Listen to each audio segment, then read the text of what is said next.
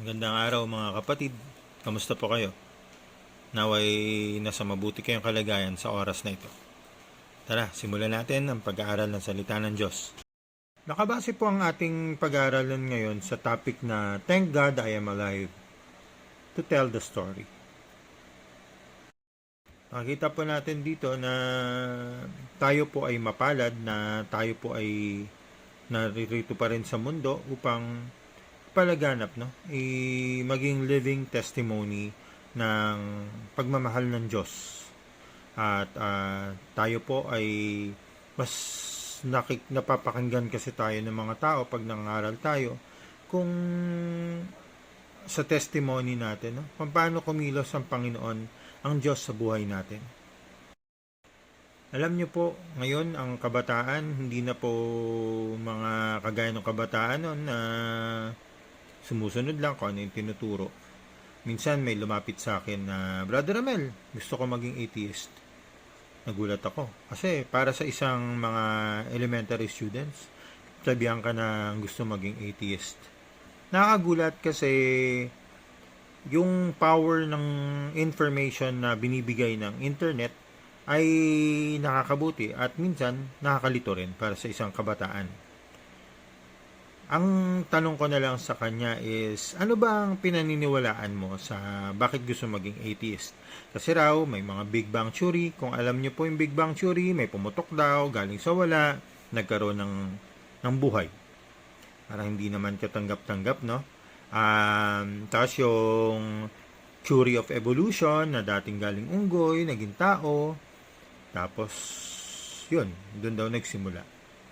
Ang tanong ko naman sa kanya, saan ka makakakita ng isang bagay na nabubuhay 24/7 na walang baterya, walang solar powered, pero tumatakbo? Ang ating puso tumatakbo ng 24 oras and 7 days a week. Mababasa kasi natin na sa Henesis 2:7 ang breath of life. Henesis 2:7. At nilalang ng Panginoon Diyos ang tao sa alabok ng lupa. At hiningahan ng kanyang mga butas ng ilong ng hininga ng buhay. At ang tao ay naging kaluluwang may buhay. Nakikita natin sa Henesis 2:7 na to na kaya tayo nabubuhay, walang siyensa na makakapag-explain nito, no? Kahit na may mga magagaling ng scientist, doktor, pero wala pa rin nakakaimbento ng isang bagay na para patakbuhin ng isang bagay na walang baterya at walang solar, no? Marami ng electric vehicle ngayon. Pero wala pa rin yung kagaya ng puso natin tumitibok 24 oras. Ganyan tayo kamahal ng ating Panginoon na binigyan tayo ng hininga niya na nasa atin. Ang hininga niya nasa buong kaluluwa natin, ang hininga ng Panginoon upang tayo ay mabuhay. Kaya nandiyan ka, kapatid, no? Kaya ka nabubuhay ngayon, humihinga ka, tumatakbo yung puso mo, no? Minsan na high blood, minsan na low blood. Pero yung galing ng Panginoon na nasa atin. Kaya hindi mo ako mapapaniwala na maging atheist kasi alam ko na may Diyos na nagbigay sa akin itong hininga na to upang ako ay mabuhay. Kaya napakahalaga talaga na malaman natin ang dahilan kung bakit tayo nabubuhay. At ito ay dahilan sa Diyos. Alam niyo po kasi mga kapatid, napakahalaga ng purpose. Ang purpose kasi yung dahilan, no, kung bakit tayo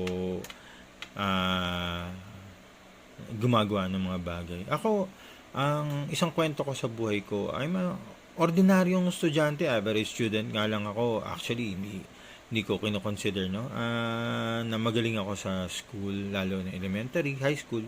Kasi hindi ko alam kung anong purpose kapag nag-aaral ako, obligasyon ko yun bilang anak at estudyante.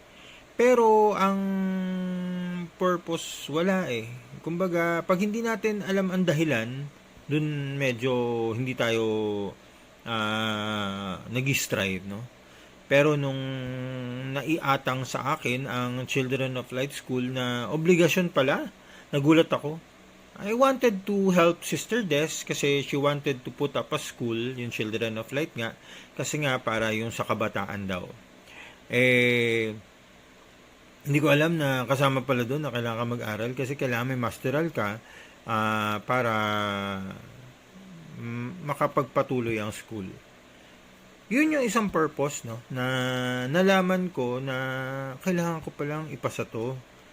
Kasi kung hindi, wala nang Children of Light School, hindi na makapagpatuloy at gagastos na malaki para magbayad pa ng ibang tao. Kaya yun, nung nalaman ko na yung purpose ko na may mission pala na papagawa ang Diyos sa akin, kaya naging mabuti yung pag-aaral ko. Nakita ko na kailangan kong gawin to. Ito yung direksyon na maraming tao ang nasa balikat ko para matuloy yung mission ni Sister Des. Kaya nagpapasalamat ako at pinagpala naman na nakatapos tayo ng cum laude sa masters natin para makarga ang purpose ng sa pagpapatayo ng Children of Light School. Bakit ko ba nakwento to? Kasi ganito rin ang na-encounter ni Saint Paul, no? Ni San Pablo. Basahin natin ang Galatia 2:20. Ang sinasabi dito, namatay akong kasama si Kristo sa krus. Hindi na ako ang nabubuhay sa aking sarili, kundi si Kristo na.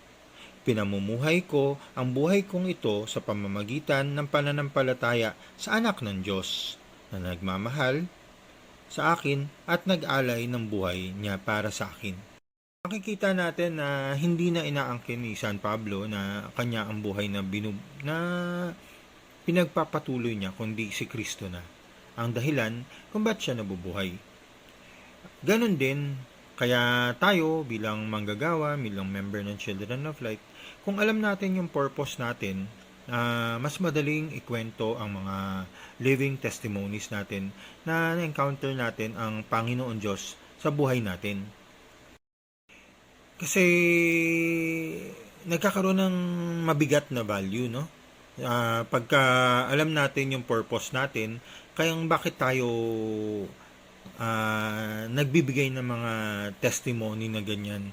Kasi alam natin na nasa atin ang hininga ng Diyos, nasa atin ang Diyos sa loob ng sarili natin. Alam niyo po ba mga kapatid na ang pagkilala natin ng kabutihan at pagmamahal ng Diyos at ang pag-testimony natin ng pagmamahal niya sa atin ay may pagpapalang nagaantay sa atin? Tingnan natin ang Mateo 10:32. Ang sinumang kumilala sa akin sa harapan ng mga tao ay kikilalanin ko rin naman sa harapan ng aking Ama na nasa langit. Ngunit ang sinumang ikahiya ako sa harap ng mga tao ay ipapahiya ko rin sa harap ng aking Ama na nasa langit. Malinaw na malinaw dito na ang hinihiling sa atin ang pagkilala sa Kanya, no? Tayo bilang manggagawa at member ng Children of Light, never nating kinahiya ang pagmamahal sa atin ng Panginoon. Kaya nga nagmimisyon tayo, naghahayo tayo, kasi yung pagmamahal niya ang tanging pinalalaganap natin sa mga tao upang makasama natin sila sa gawain ng Children of Light. Kaya tayo, sigurado tayo na hindi tayo ikahihiya ni Kristo pag humarap na tayo sa kanyang Ama, no? Makikita natin na ipagmamalaki niya tayo na etong anak ko na to ay hindi nahiyang ipakilala ko sa mga tao. At siya rin mismo ay susuportahan niya tayo pag humarap na tayo sa Ama.